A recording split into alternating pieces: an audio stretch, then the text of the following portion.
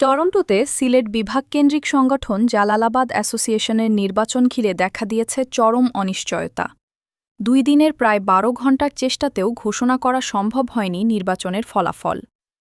গত 15, 16 ও 17 মে 3 দিনব্যাপী ভোটগ্রহণ শেষে 18 মে দুপুর 2টা থেকে শুরু হয় ভোট গণনা। তবে নানা জটিলতায় রাত 10:30 পর্যন্তও শেষ হয়নি গণনার কাজ।